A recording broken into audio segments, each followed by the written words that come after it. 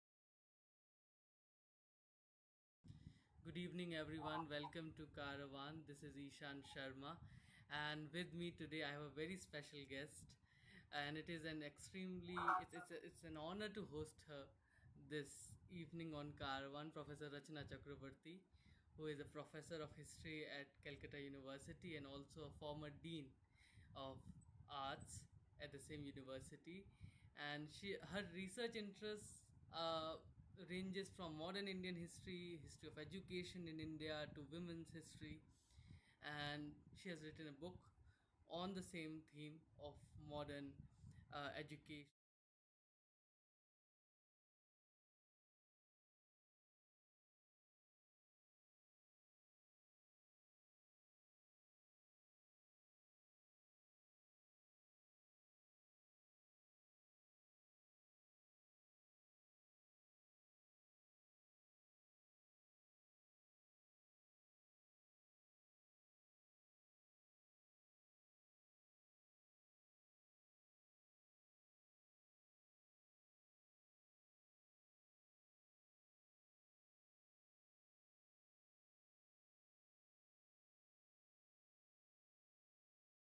And thanks to Macaulay that we all are here as products of that same British education policy. But thank you so much, ma'am, for accepting this invitation on a very short notice and for delivering today's talk. For those who are watching us live, I wanted to let you all know that the chat is open. You all can send in your questions, and we will be addressing those questions towards the end of the conversation. We'll have a small conversation after the lecture where I'll be asking her some questions and I'll be taking some of your questions in that conversation. So, thank you so much, ma'am, and truly an honor hosting you. So, good evening. Uh, Thank you, Ishan, for your very generous words and the kind introduction that you have provided. You have been carrying on this great initiative for 2 long years, and I must confess that it has been really praiseworthy. I extend a very warm welcome to my audience, academics, and of course, students. I will move straight on to the title of my lecture, which is Tracing the Roots of British Educational Policy in 19th Century Bengal. So, the advent of British rule in Bengal was often seen as providential by those who had to endure the anarchy and lawlessness of the disintegrating Mughal Empire. For the colonial elite of the 19th century, uh, it was viewed as a close encounter between two civilizations. In the ensuing comparison, the West appeared to them as an epitome of modernity and civilization as opposed to the medievalism of the East. Their interest in the Western civilization was therefore an end result of two mutually overlapping historical experiences, namely colonial rule and contact with the totally different culture that is westernization. For long, Bengal has been looked upon by historians as the harbinger of modernity in the subcontinent. Fortified with Western education, Bengali intellectuals were supposed to have initiated a Western style renaissance in contemporary thought and liberal arts. But the impact of this new education was far from being uniform. Now, tracing the roots of modern education as introduced by the British in India, one can see that it had followed an uneven trajectory on the formation of the urban middle class and the reconstitution and rise of indigenous elite, the comprador landlord element, which surfaced prominently in the socio-economic scene during the post-Plessy years. As Ashok Sen had commented, the introduction of English was not only meant to gear up the process of consolidation of the burgeoning British Empire in India, but to offer distinctive opportunities to some sections of Indian population. The history of English education, therefore, needs to be situated within the interlocking histories of England and India. This history was inflected and informed by the social and economic aspirations of the emerging middle class and the urban elites, as well as the consolidation of a rapidly expanding empire. The institution of English as the official language of British India was a product of a very complex interplay of power that cannot be reduced to the mere perception that imposition of English was simply meant to act as a British strategy for counteracting the rebellious actions of the Indians. This takes us to the backdrop or the background. When the English East India Company came into political power in 18th century India, it did so within the confines of a well-established political and social order. If other empires had had their origins in outright conquest that resulted in the imposition of new institutions and traditions, the British Raj was characterized in its founding period by shrewd adaptation to and manipulation of existing political institutions, social customs, and cultural symbols. The precariousness of British power in a distant subcontinent had much to do with it. And at the same time, they were also keen on maximizing the use of the indigenous resources to cut down on their costs and boost their burgeoning trade with India. British engagement with South Asian educational tradition began with Warren Hastings, the first Governor General of British India. As we all know, his tenure was 1773 to 1785, and he had established Orientalism as the official policy and the unofficial mood of the fledgling British Empire in Bengal. Acutely aware of the precariousness of British power and personally sympathetic to Indian culture, implying Islamic art and literature. He was a keen student of Islamic art and literature, and he patronized scholars and poets, both Indian and British, who were doing this. So Hastings was instrumental in forging an imperial vision that I say had lasted well into the middle of the 19th century in some circles. In this vision of empire, the British were to secure their power by trying to act as Indian rulers, accommodating themselves to Indian laws, opinions, customs, and attitudes. Hastings thought this policy politically necessary because it would be impossible to impose British laws and institutions upon India, and also because their Indian subjects would expect the British to act like South Asian rulers.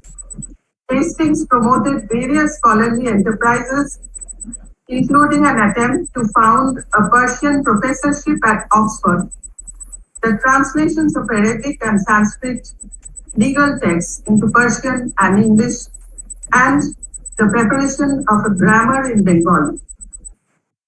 If these and other projects served British political interests and helped satisfy the intellectual curiosity of Hastings and the Orientalist scholars whom he patronized, it can also be presumed that the guardians of pre-colonial administrative culture, namely the Munshis and the Bhadraloks, they too must have found some satisfaction in these scholarly pursuits that reflected the early political foresight of their new rulers. Hastings' decision to found an institution for the higher education of Muslims in Calcutta in 1781 had much to do with a petition which was forwarded to him by the Muslim community in the preceding year. This appealed to Muslim tradition, public opinion, and practical need, and Hastings' fame as a benefactor of Oriental studies was successful. And Hastings advanced personal funds to help found what came to be known as the Calcutta Madrasa in 1781. Later, he convinced the London authorities to support this institution with a grant of a permanent endowment of village revenues. But Hastings' vision of empire gained additional support when William Jones founded the Asiatic Society in Calcutta, which we all know. It was founded on the 15th of January, 1784, or Jonathan Duncan, who established the Sanskrit College in Benares, which was founded in 1792 with the help of Lord Cornwallis. And last but not the least, Lord Wellesley's foundation of the College of Fort William in 1800. But almost from the very start, an alternative vision of empire seemed to challenge the general views of Hastings and the Orientalists. Rooted in evangelical convictions, but finding expressions later in the more secular formations, such as the utilitarians and the free trade system, this reform movement came to the fore in the early years of the 19th century, when British paramountcy in the subcontinent had already become apparent. Confident in the supremacy of British power, culture, and religion, those who held this new imperial vision were far less concerned with reconciliation than with importing into India what was deemed to be superior institutions, ideas, and faith of Britain. Secure in their belief that they had much to teach and little to learn from India, the proponents of this new imperialism quite naturally challenged the educational program of Hastings, especially the former Governor General's goal of educating both the rulers and the ruled through a revival of the classical languages and literature of South Asia. But education in colonial India was much more than a mere policy, a structure, or an institution. While attempting to analyze the British colonial policies on education in Bengal, one has to contextualize it first. The question that immediately comes up is why and how did a preeminently trading company feel the necessity of formulating an educational policy in Bengal? In doing so, one has to focus on two major issues, namely the changing notions of British imperialism on the one hand and the educational development of contemporary Britain on the other. As Ramesh Chandra Datta had pointed out, uh, the progress, the history of the progress of England and India had flowed in parallel streams. Indian history, or rather the history of Indian progress under British rule, therefore becomes unintelligible without a reference to the history of progress in England. Now, moving on to England, we will discuss some of the major policy makers who influenced the educational policy of India. We start off with Alfred Caldecott. His period is 1850 to 1936, who was an eminent English philosopher of contemporary England, who had ironically remarked that, and in quotes, in our crown colonies, education has become one of the chief objects of government care since the increased attention to it at home. Unquote. The organization of British power had varied from time to time in order to keep pace with the changing circumstances, increasing territories, political developments in India and in England. At the beginning, the company was somewhat indifferent towards education of the Indians, as the company was still quintessentially a trading corporation with its preoccupation in profit maximization. This idea was corroborated in a book published by the Indian National Party from London in 1915, which confirmed that India, and in quotes, India is ruled for the benefit of Great Britain, and the former country is aptly called the Millet Cow of England. That is an organization which is the source of easy profit. So education, which the British desired to promote in the colonies, had to be liberally supported at home first. But England during the later years of the 18th and the early part of the 19th century had a general apathy towards promoting education. In the post-Napoleonic period, however, two distinct schools of thought emerged in England that had conflicting notions of functioning insofar as the colonies were concerned. For example, we have Bentham and men like Brougham and Cobden, who followed a dream of emancipating the colonies, while the old Tories felt that the colonies had been immensely effective in the control of British trade, so it was convenient to retain it.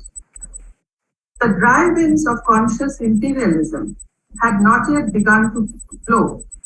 In the 1840s, this attitude was exemplified by the radical ideas of Sir George Cornewall Lewis. Far from expounding the retention of the empire, he was in favor of urging the colonies to progress according to their own way and achieve independence as the old 13 colonies had done, initiating the formation of the United States of America. Since the harsh imperialistic designs of Great Britain were yet to unfold in a big way, and they had little concerns about the moral and intellectual improvement of the colonized, they preferred to remain somewhat indifferent towards the education of the colonized people. The Eurocentric influence was reflected in the ideas of the utilitarians, such as James Mill. We all know his period, 1773 to 1836, who wrote a very, very famous book known as The History of British India, which was published in 1818 and had already made a pronounced impact and served as a compulsory reading for any aspiring colonial officer. This book helped in guiding educational paradigms during the formative years of organization and implementation of educational reforms in colonial India. James Mill and other utilitarians were interested in teaching the sciences, history, and philosophy, but not literature and poetry. because they feared that if they taught literature and poetry, then the colonized people might start rebelling against them because they would be reading Voltaire, they would be reading Rousseau, and that would create lots of problems for the British Empire. So, believing in the superiority of British way of life, they were impatient with the Orientalists and their indigenized approach towards colonial education. The theories that they advocated on education, that is utilitarian, liberal, or evangelical, insisted that education in the colonies should be offered to the propertied classes only. With the passage of time, it would act, these propertied classes would act as conduits of a superior culture. So, echoing Bentham and Richard Cobden, Goldwin Smith during the 1860s thought that the colonies would remain dependent so long as their trade could be controlled and Britain could increase her riches. But with the trade becoming free, there was no legitimate cause for helping the expensive and perilous connection. Till about the middle of the 19th century, thanks to the early advent of the Industrial Revolution, British commercial success was no longer questioned. But gradually, as competition grew apace, British products failed to command sale only because it was British. The monopoly of markets disappeared fast. By the end of the 19th century, in the wake of the Great Industrial Depression, which brought much distress to the working classes of England, unemployment became a reality in England. The result was that by 1869-1870, there started an agitation for allowing state-aided emigration to the unemployed to the colonies. Such economic crisis, it was argued, could reappear in future, and such waves of emigration would not only relieve misery at home, but also benefit the colonies. It would also help to persuade the working classes to share a general belief in imperialism. Thus, from the 70s towards 70s onwards, Englishmen in general, irrespective of their political convictions or party loyalties, invariably became an imperialist at heart. Imperialism became a sort of a public religion to which practically everyone subscribed. The missionary found something in it to please his heart, the trader to enrich his pocket, the explorer to satisfy his curiosity. Together they felt that it had the power to fulfill their earthly mission by upholding progress and civilization. For the soldier and the governor, or the younger sons of the aristocracy, it was an opportunity to win laurels and ultimately improve their family prestige, or else satisfy their ego by sharing the white man's burden. Strangely enough, imperialism did not gain complete or official recognition in the 1870s or even in the 1880s. These 2 decades saw the active conflict between Little Englandism and imperialism. The Little Englandism is a concept where the Englanders were members of the Liberal Party who were opposed to expansion of British Empire any further. And then there were the conservatives also who felt that whatever they had already acquired was good enough. There was no need for further expansion.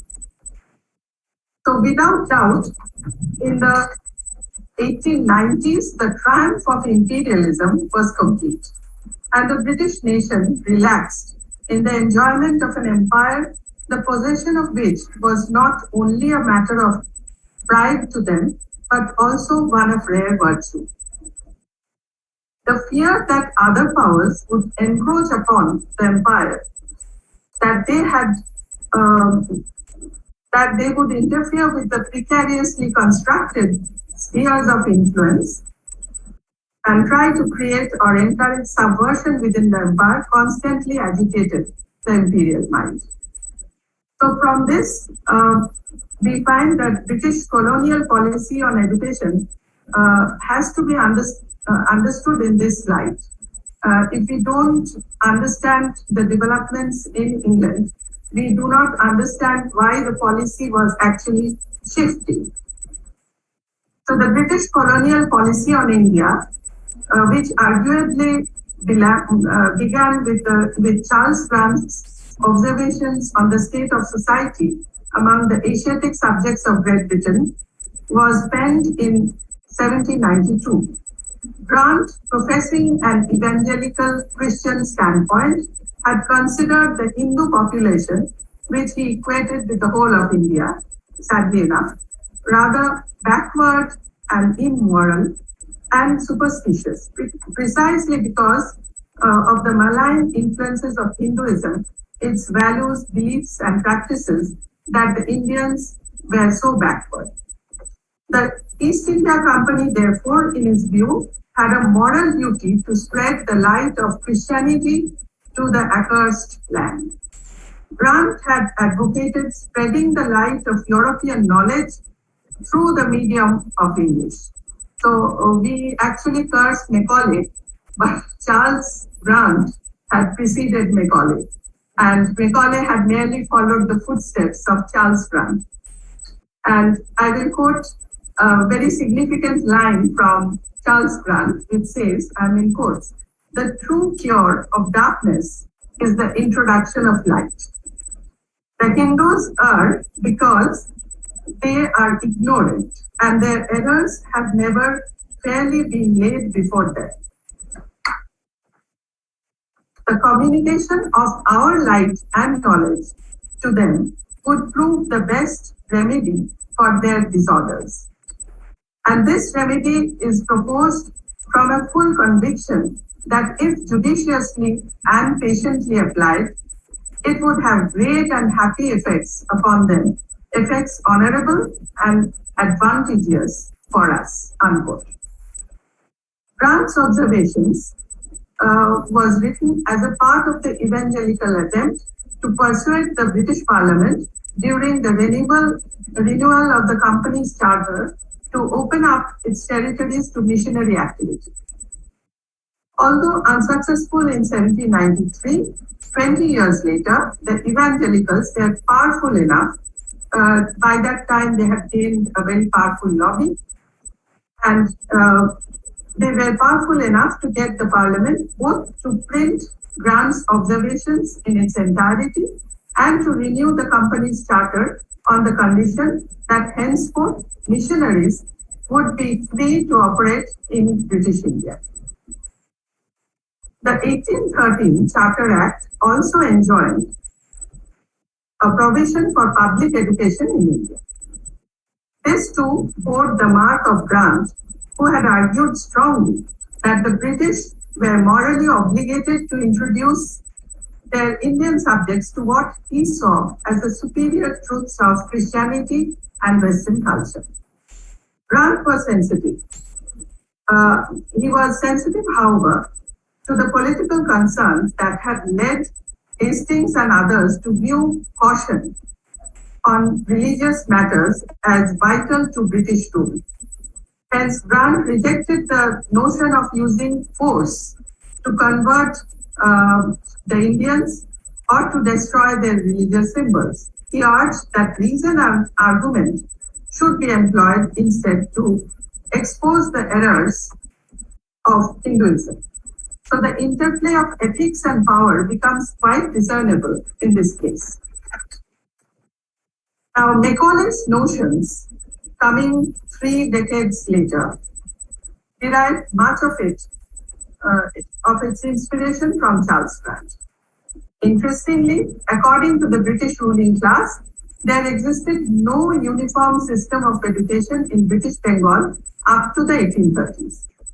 The function of the General Committee of Public Instruction, which was formed in 1823, was therefore confined to funding and supervising government institutions only.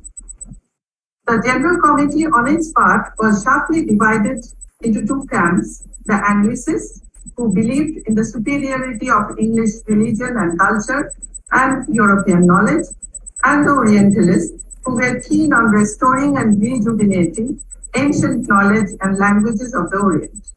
But surprisingly, neither showed any concern for vernacular education. This, I feel, is very, very important, which is usually missed out when we move into research. Even the Orientalists chiefly favored Sanskrit, Arabic, and Persian. British attitudes towards educating the Indians in the 18th century was dominated by the Orientalist paradigm, and its earliest effects were confined to the establishment of Mohammedan and Sanskrit colleges of the old times. For practical purposes, the British administrators had to study Persian, and many took additional examinations in other local languages as well, because they were posted in different parts of India, and unless and until they knew the local dialect, they won't be able to administer. So Western education was at first entirely in the hands of the missionaries. The Charter Act of 1813 did include an amendment on native education whereby the promotion of literature and knowledge of the sciences was encouraged, and a sum of 1 lakh of rupees was earmarked for this purpose. The appointed Committee on Public Instruction proved in the long run to be a battleground for two hostile parties. The Orientalists, headed by Horace Hayman Wilson, H.H. Wilson, and the Anglicists, who were chiefly advised by Charles Trevelyan. As president of the Board of Education, Thomas Babington Macaulay denounced the continued promotion of Oriental learning. A report of 1822, which was an offshoot of the proceedings of the Parliamentary Committee, it is available in the British Library, revealed that the British government too was anxious to resolve this crisis over Indian education.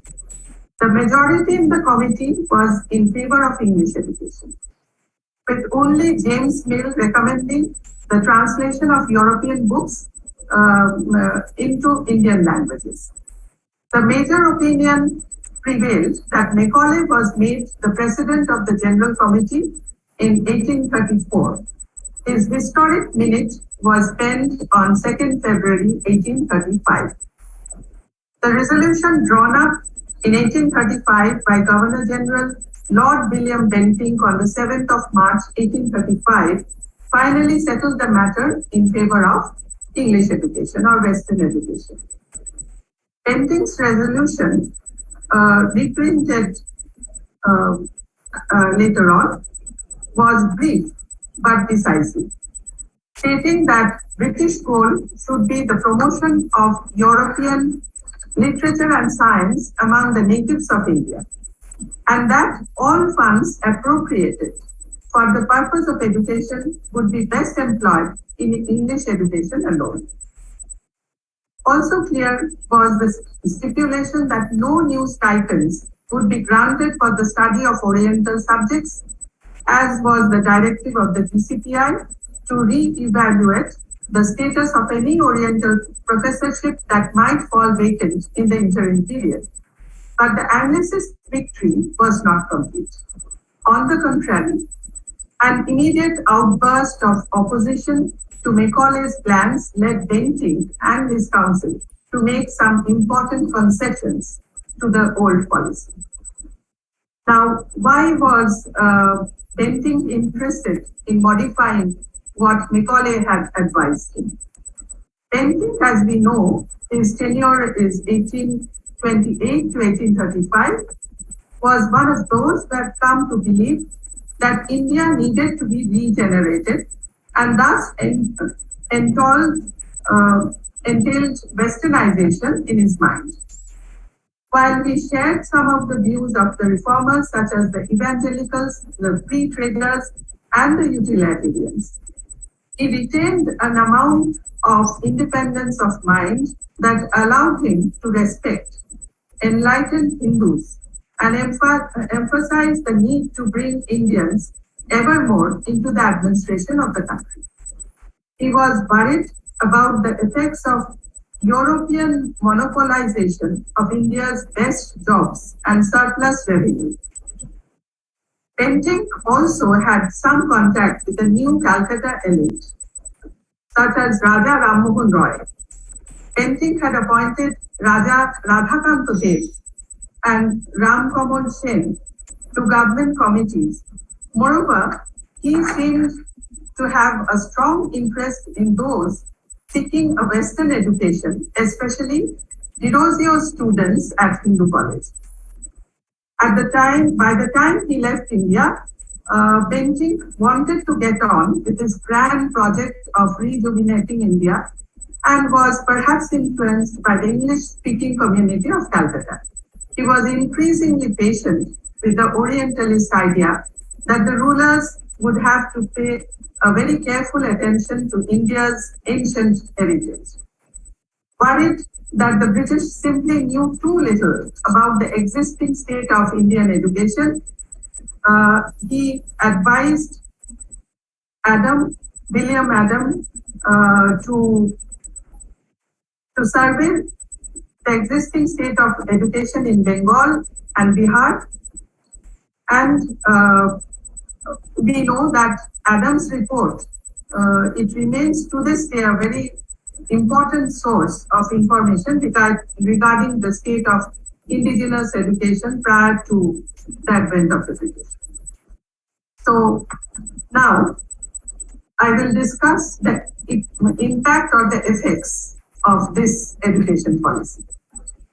So standing at 2022, it will not be impertinent to look back and focus on the purpose behind this venture and, more importantly, its outcome.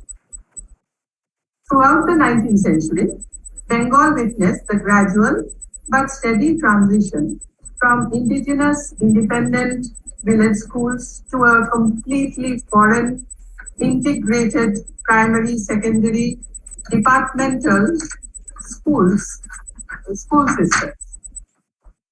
This new English education by which the Bengali boy and his family could achieve future prosperity and social status initially flourished in Calcutta. Interestingly, I've seen in Madras or in Bombay, this was not taken up. It became one of the chief avenues through which the traditional patterns and practices of Bengali childhood were uprooted and radically reformed within a complex and dynamic urban culture. That more and more native parents wanted their sons to acquire English education is affirmed by the famous instances of Ramtonu Lahiri, aged 12 in 1826, Ishwar Chandra Vidyasagar, aged 8 in 1829, and Lal Bihari Dey, aged 9 in 1834, being brought from their respective native villages to Calcutta in the hope of a better education for them that would ultimately help them earn a decent livelihood. For the city dwellers, as well as the new institutions and the new kind of knowledge acquired through them, marked them apart from a modern generation different from their forefathers who had been trained in the older system. The modern schooling, therefore, became one of the chief agencies behind the transformation of the middle-class Bengali childhood, marking a sea change by the introduction of new institutions, Western pedagogies, and foreign disciplines in place of traditional ones. These new institutions and seminaries were a far cry from the traditional forms and methods of education prevalent in Bengal since pre-colonial times. The pathshalas, for example, of the indigenous village schools attended by Hindus as well as Muslim children aged 5 years and above, came into existence as popular centers of vernacular education around the 12th century and reached a high point during the 17th and the 18th centuries. Aiming at providing the rudiments of practical education, a pathshala curriculum typically taught the knowledge of 3 R's, and consisted of an assortment of alphabets, spellings, norms of letter writing, moral lessons, multiplication tables, rules of land measurement, and commercial accounts. Ishwar Chandra Vidyasagar's father, Thakur Das Bandyopadhyay, probably had wanted his son to learn Sanskrit and open a toll at Birshingho in the traditional way of a Pandit, and had therefore admitted his son into Sanskrit College in 1829. But this was a period of flux. The new building where the Sanskrit College came to be housed had one wing reserved for the Hindu college and school, and the ingenious Wilson had put a railing to separate the babus from the pandits. Ishwar Chandra, who had joined the Sanskrit Collegiate School, must have felt the tremor of disturbing Derosian ideas that had been rooted along the railing. He had not much time, though, to spend on academic debates and epistolary exchanges on Locke and Hume, Rousseau and Paine, which engaged his more affluent neighbors who were studying in Hindu school.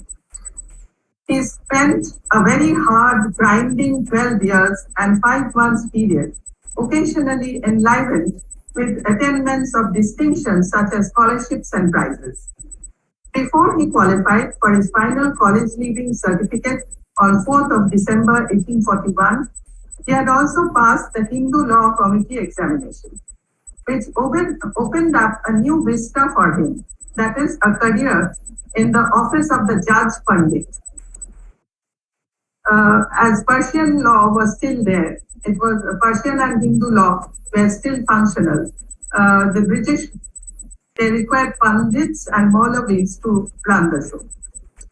So on the other hand, Lal Bihari Dev's Recollections of My School Days provides detailed accounts of both the traditional rural and the modern urban systems of education in early 19th century Bengal.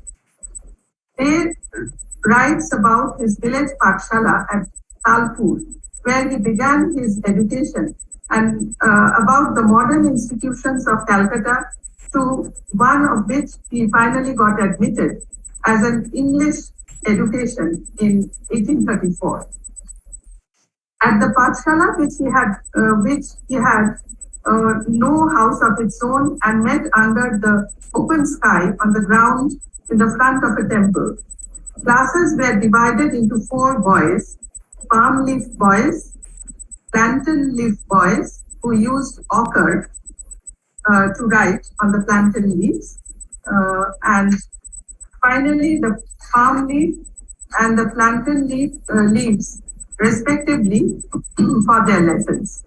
The highest class was represented by the paper boys, who enjoyed the privilege of writing on paper. The only textbook that was taught was Shishu Shebodhi, which contained some arithmetical rules and also the stories of Guru Dakshina and Data Karno. So when they was brought to Calcutta, the main English schools in the city were Hindu College, David Hare School, the Oriental Seminary, and the General Assemblies Institution. Dave was admitted to the last one, which at that time was run by the zealous missionary Alexander Duff.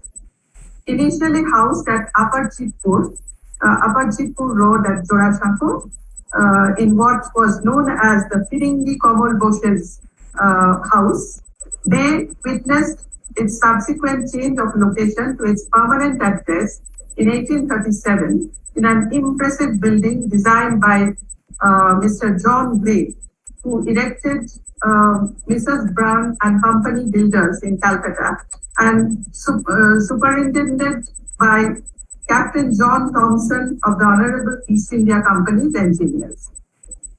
Such elaborate constructions were both unprecedented and unthinkable for a village boy who had studied his preliminary lessons at a Pathshala. That the city schools, like the Hindu school or the Duff's institution, with their impressive Gothic pillars and Western facades looked completely different from their traditional counterparts. To the village boy on his first visit to Calcutta, the visibly alien-looking school building that was far more imposing than the humble structures at home must have triggered a feeling of awe. The space within these buildings, unlike the open-air pathshalas, was organized into separate classrooms. These physical boundaries were neatly grouped and demarcated by batches of students with a larger order of graded progression. The systematic progression was structured through a series of examinations, which they never had before, and that came to be regarded as important thresholds in the lives of the students. The results of these examinations were directly and accumulatively related to the agenda of their future livelihood, and increasingly became matters of grave importance and anxiety for the schoolgoers. Added to this was the dreary feeling of being imprisoned inside rooms to the child who often appeared to be cruelly dismal. Thus, for young Rabindranath Tagore, the building of the Bengal Academy was more like a pigeonholed box than a human habitation. The walls of the classrooms looked like grim sentinels to the young Tagore that was devoid of any decorations or lively pictures that could enthrall his imagination. Naturally, he felt depressed as he stepped through its doorway into the narrow quadrangle and felt tempted to play truant simply to escape the apparent monotony of the uninspiring prison-like school. Similarly, Nirod C. Chaudhary, who was admitted to a school in Calcutta, also felt repressed in the small rooms and missed the spaciousness which had been an integral feature of his school life in Kishorganj, which lacked an impressive building. But there were others like Ramtolu Lahi, who, it was rumored, had succeeded in gaining admission to Hare School by running after Hare for 2 months. Ramtolu was 13 years old at that time. It may be interesting to note that public preference, even desperation for English education, was such that many others had followed a similar path. This frenzy cannot be adequately explained by simply looking through the parliamentary debates in England, which I have done. Nor was it only an expression of the British desire to hegemonize the indigenous population. The stories of Britain's reasons for instituting English as the official language and the indigenous population's acceptance of it, despite areas of overlap, were by no means identical. What needs to be mapped out carefully is the reason behind the Indian acceptance of the superiority of English language over other existing Indian languages. The question that needs to be addressed is, why did the native population accept education so readily through a foreign language, literature and culture? And more importantly, which segments of the population were schooled to be Indians in blood and color, but English in taste, in opinions, in morals and in intellect? For the British, the most effective form of political control may have been the policy of voluntary cultural assimilation, as argued by Gauri Viswanathan, but it does not adequately explain why Indians had volunteered. That it was more a story of economic coercion and complexity gains confirmation when one consults the contemporary native newspapers and periodicals. An editorial in the Samachar Darpan, dated 13 December 1834, for example, noted that an acquaintance with Bengali will rather prevent their Indians from acquiring wealth Those well acquainted with English may obtain situations as writers with long salaries and prospects of higher appointments. This was not to exclude some luminaries such as Raja Ram Mohan Roy and Vidyasagar, who genuinely believed that English education was the window on the world, offering an opportunity to uh, conservative, often obscurantist tendencies with indigenous society, which the institution of British rule in many instances had maintained, legitimized, or recreated. From the 1830s onwards, the modern schools of the city ushered in a completely new world for its students through their rationalist textbooks, Western disciplines, and the systematic sequence of examinations, new teaching methodologies, and a new kind of teachers. Madan Mohan Torkalankar, for example, wrote Shishu Shikha, Child's Instructor, Part 1, 2, and 3 in 1849-50, which was a primer originally written for the female students of Bethune School, and Vidyasagar's hugely popular Varna Parichaya, Introduction to Alphabets, Part 1 and 2, written in 1853-54, were some of the widely popular textbooks for children through which the foreign models of education were naturalized in the Bengali society. The cardinal element that distinguished these school books from the prevalent matters and the modes of teaching was undoubtedly the philosophy of Western rationality.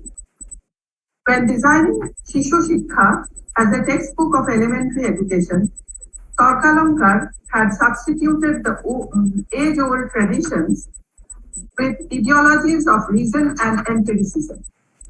He ordered the Bengali alphabets in Shoroborno and Banyan Borno for the first time and arranged the lessons in the degrees of difficulty.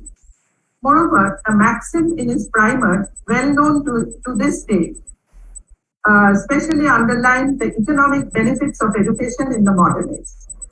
Lekhapora kore je, gari ghora chore se. The one who learns to read and write sits on a coach and a horse and gets to ride. So, gari ghora, or the fine horses and carriages, were iconic representations of modern urban luxury, as these were seen as rewards that could be achieved through new education. By virtue of this dynamic economic and modern infrastructure, the city thus became the space in which the radical and unprecedented social transitions were translated into reality, and in which, therefore, the common, even the poor boy, could hope to rise to wealth and power. This sequentially graded school books, which set the pedagogic model for years to come, bore testimony to their undisguised preference for Western rationalist branches of knowledge over the earlier indigenous disciplines. Upholding the value of empirical and scientific education, Vidyasagar emphatically stated in the preface of Bodhodaya, that is Dawning of Understanding, which he wrote in 1851, that knowledge of rationalist subjects would improve the understanding of boys and girls far more than reading what he described as absurd and imaginary tales. Similarly, Charupat, a widely read school book on science and moral lessons too, stressed on knowledge of nature and natural objects. The intense interest in learning English was a result of pragmatism for many Bengalis. English was the language of the rulers. Its acquisition meant social and economic gains. For those who came from inconspicuous economic backgrounds or were otherwise without the prospect of a job, English became a technical language which, with a wholly instrumental purpose. If anyone became well educated in English, everyone respected him. Observed a citizen in a letter to the editor of Poridoshok. It was a monthly journal. Increasingly, it was this section of the middle class that began to dominate tertiary education. For the aristocrats did not need such education, and the more impoverished simply could not afford it. Because if we go by the tuition fees, Presidency College, for example, in those days, charged rupees 12 per month at a time uh, when the monthly salary of a lower middle class did not much exceed that figure. So the utility of English in the quest of upward mobility was not merely a perceived advantage. The British had slowly but steadily began to formalize the use of English for official purposes. As early as in 1829, it must be remembered that the secretary to the Bengal government, in a letter to the Committee of Public Instructions, had made it clear that unless English was made the language of business, political negotiation, and jurisprudence, it would not be a universally or extensively studied subject. He recommended that a decided preference should be given to those candidates who might add a knowledge of English to their qualifications. When English replaced Persian as the official court language, English education became virtually the only means of social and economic mobility. So much so that parents became anxious to give their children as large a knowledge of it as possible. This actually implied that they would frequently have to incur an expense which would seem altogether disproportionate to their means. Whereas the missionaries obviously saw the instruction in English as the first step towards diffusing the gospel. The indigenous population grasped it as a stepping stone to economic prosperity. Lured by prosperity of long salaries they were willing to pay out of their pockets any stupendous sum to purchase this precious commodity. If the colonial administrators instituted English in order to produce consent among the ruled, I argue it is remarkable how little resistance there was from the indigenous population. It would be fair to say that indigenous elites clearly aided the introduction of English as the official language. Certainly, the motivators of the different factions involved were quite distinct. But both the British and the Indians had clear economic stakes in the matter. For the British, the Englishing of India meant the production of faithful consumers for British goods. But it also meant a cheaper and, in their view, a more efficient way of meeting the demands of a vast administration that encompassed areas of immense linguistic variety. For Indians, knowledge of English meant better job prospects. If the construction of consent was at the heart of the British educational policy, its object should have been the dissemination of education among the masses. For it was among this group that had very little prospects of obtaining any education, or still fewer possibilities of employing anything but hard manual labor, that resistance to the relentless exploitation by the Raj had cropped up. This explains why, when a minuscule number slavishly followed British cultural lead, a series of peasant revolts broke out in Bengal among people who were largely illiterate or men whose dreams had been frustrated. The anti-partition Swadeshi movement in Bengal in 1905, though initiated a few noteworthy experimentations in the indigenous paradigm with a lot of gusto, soon ended in a whimper. To conclude, in the colonial context, the central and the single ideology working at the heart of the school textbooks was unquestioned superiority of Western culture and their values. Studying such hegemonies hegemonic constructions in the specific context of their works. Scholars like Henry Swartz and Gauri Viswanathan had identified and read the same phenomena as aesthetic imperialism and masks of conquest, respectively. Judith Walls, on the other hand, had pointed out that such textbooks invited the identification of their students not with the backwardness of the Indian past, but with the enlightenment of the British present.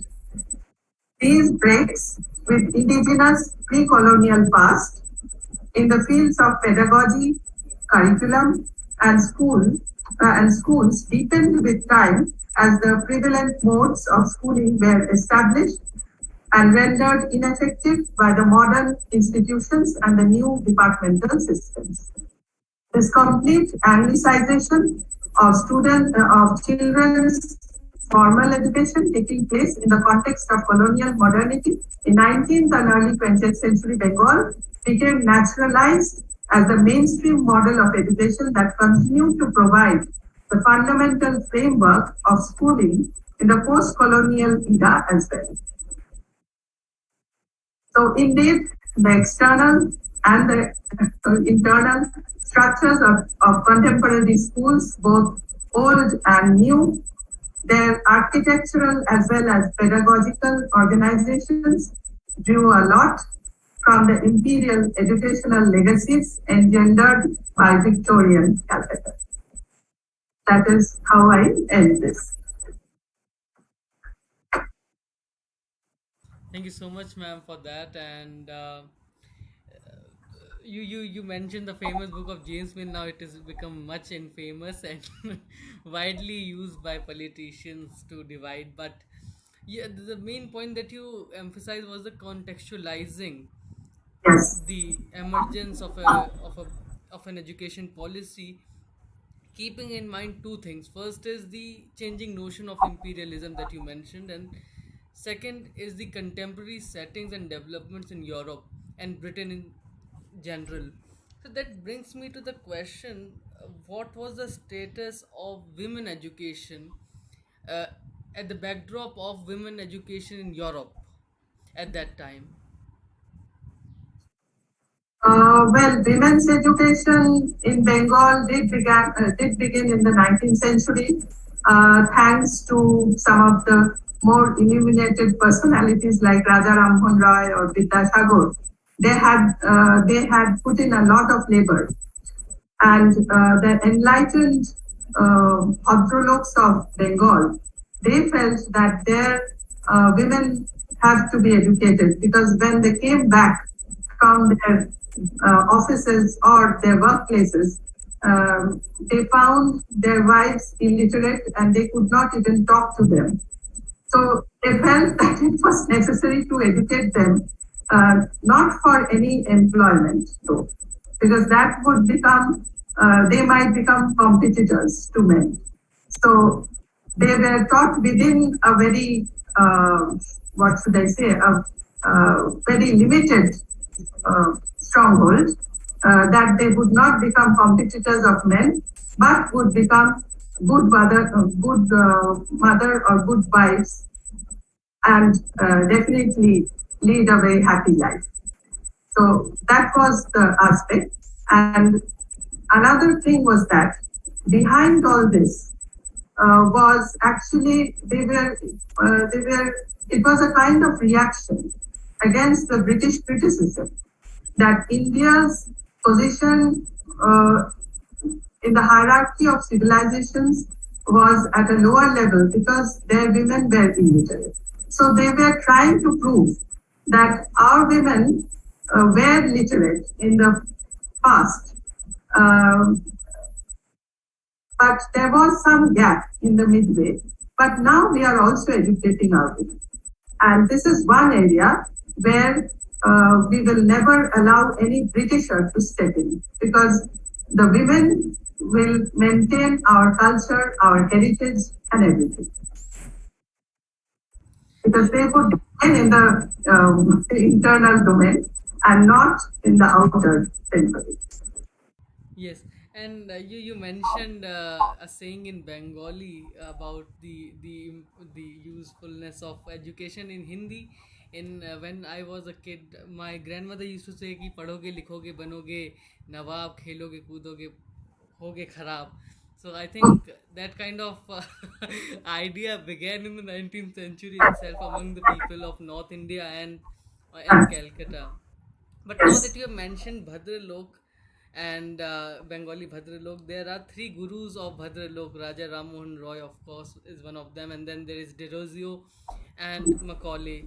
So, how did these educational policies impacted these Bengali Bhadralok people, the native elites, as they say?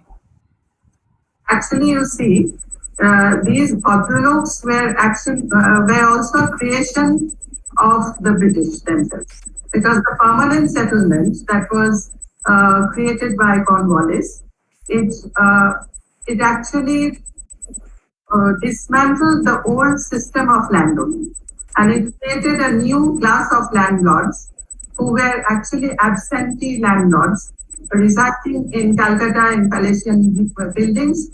And they felt if their sons were given English education, then they would be serving their masters in a better way.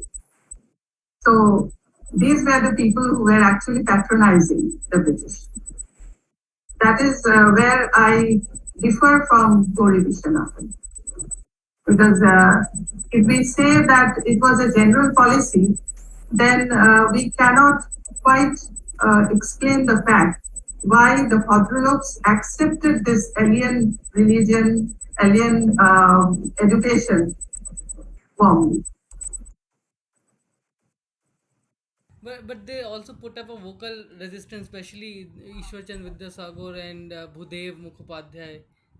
Yes, they stood for vernacular education because at a later period, uh, Vidyasagar, you should remember that he was the principal of Sanskrit College, which was a government college, and he was also a beneficiary of British rule. But at the same time, he had the guts, he had the courage to say against them. So he was actually biting the hand that was feeding him. So at a later period, we find that he was removed from the inspector of schools, from the position of the inspector of schools, when he started criticizing the British too much. And so the British, once they took over India for the political ruling, that is after the revolt, and up until the Hunter Commission in 1882, I believe. Yes, So in between this time, there was a very clear religious divide that was happening in education policy, the Hindus and the Muslims. How was yes. that manifested, if you can talk about that? The Muslims, you see, they were not very keen on learning English. They were very conservative, and they felt actually when the British came to power in India, they had dislodged the hegemony of the Muslims, if you can look at that way. So naturally, they were not at all interested in learning English, and they remained within their fold for quite a long time. But there were, of course, a few exceptions. Syed Ahmad Khan. So he believed in the British way of education, and we also see that he never criticized the mutiny as well. He was a loyalist. But for the majority of the Muslims, they were not at all keen on learning English or getting jobs under the British, because they always felt that the British had dislodged them from power and authority. Yeah. So did these education policy also brought about any drawbacks, because clearly there is a takeover of the native language to English, but apart from that, in the society at large, was there any drawback of these education policy? Yes, definitely. Because in the pre-colonial times, the goal of education was education per se. It was pursuit of knowledge, not employment, by no means. But the British actually connected education to employment. And we can see the products of that. They're large even now. That has harmed us a lot. Yeah, so the end goal, the aim of education was changed from Totally. intellectual fulfillment or satisfaction to education, to employment and economics.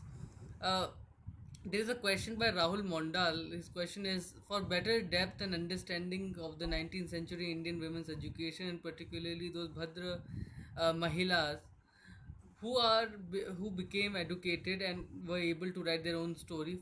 So, which book should he refer to?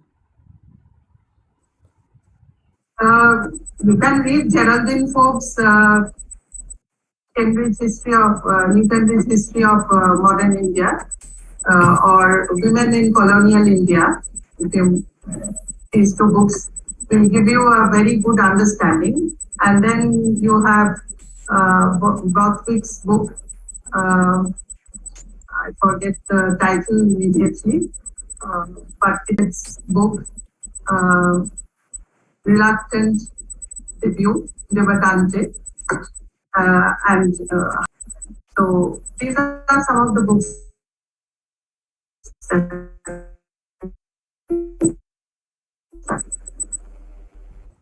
Uh, there is another question by Sujata Chakraborty.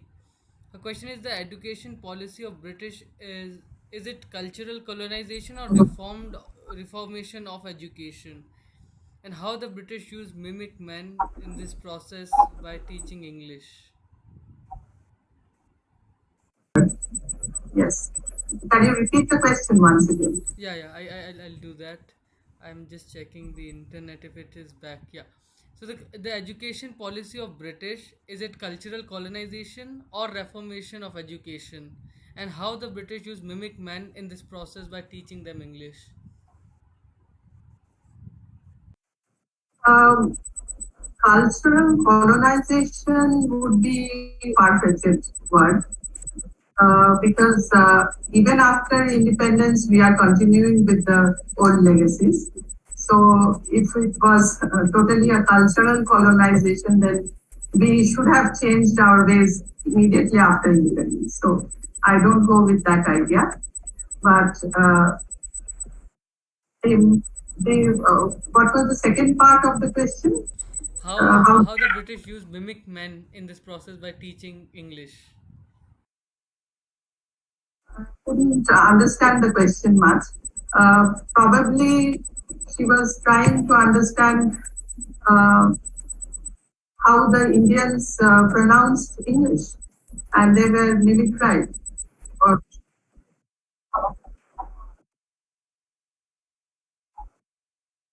yes, definitely. As I have discussed, the British definitely wanted to teach English in India in order to promote their own goals. At the same time, we were also quite willing to accept it. That way, that should be taken into mind as well. It was a both way, Yeah, two-way process. yeah. So I think those were the It's questions that. not Yeah, you okay. were saying. Yeah, you were saying something, man. Yes. It was not a question of domination and subordination, because we were too willing to accept what they were offering. So it was I should say, it was a very overlapping position. Yeah, it was a complex kind of a situation lecture, and I think it has given us a lot of things to think about, and to read also. Now that you have said that Macaulay was not the first person, or the person that who should be blamed for all the wrongs that are there in the British education system that we inherited, and we kind of Yes. modified it, but largely the framework remained the same.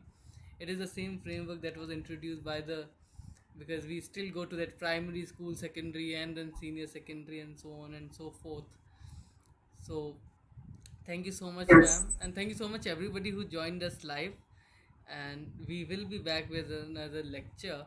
And yeah, thank you so much. And look forward to hosting you again, ma'am.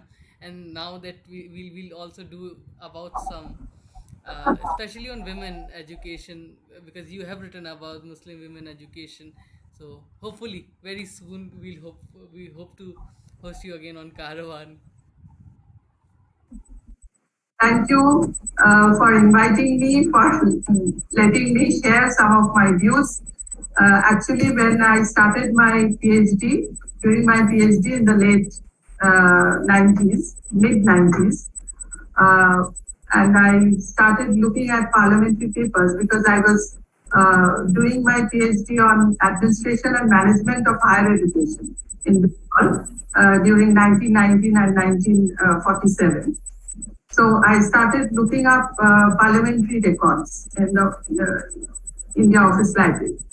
And then I felt that there are some common cliche statements that the British imposed English education because they wanted to create clerks.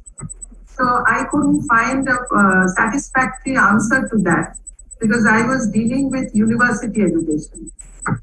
So if they were interested in producing a large quantity of clerks, then why on earth were they keen on they were keen on they were keen on progressing education further. They were keen on introducing research because that anyone who has completed research would not become a clerk. That's quite simple.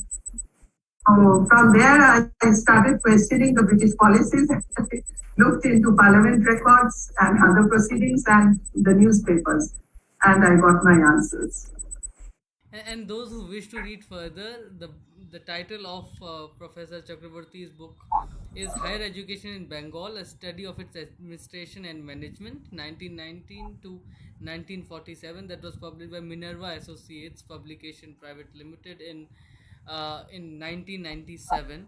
And I Yes, hope it is still available on Amazon and other platforms. And if you are in Calcutta, go to the libraries, go to the Calcutta University Library. I am very hopeful that you will be able to find that book there. And yeah, do read.